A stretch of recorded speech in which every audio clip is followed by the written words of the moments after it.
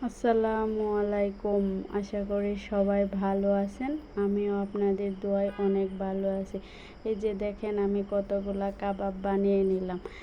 জানেন আমি কার জন্য বানিয়েছি? আমার একটি মেয়ে আছে। আমার মেয়ে বলতেছে যে আম্মু আমাকে কাবাব বানিয়ে দাও। তাই ভাবলাম যে হ্যাঁ, আমার মেয়ে তো বলেছে, তাকে তো বানিয়ে খাওয়াতেই হয়। তাই ঝটপট ফ্রিজ থেকে গোস্ত বের করে ডাল সবগুলা রাইস কুকারে আমি এগুলো একবারে নরম করে নিয়েছি। তারপর একটু ব্লেন্ডারে আমি একে ব্লেন্ড করে নিয়েছি। তারপর আজকে আমি কাবাবটা বানিয়েছি ডিম ছাড়া। ডিম দিলে আরও ভালো হতো। আমার ফ্রিজে আজকে ডিম নেই, তাই দিতে পারিনি।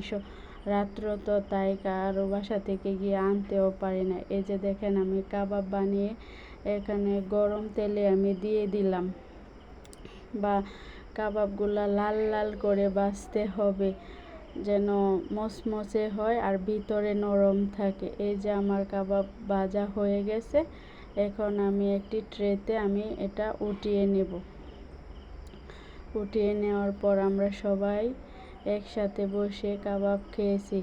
তারপর ঘরে সসও ছিল না। এই যে প্রাণ চাটনি, তেঁতুলের চাটনির আচারের এগুলো পাটিতে দিয়ে আমরা সবাই খেলাম। অনেক ভালো লেগেছে।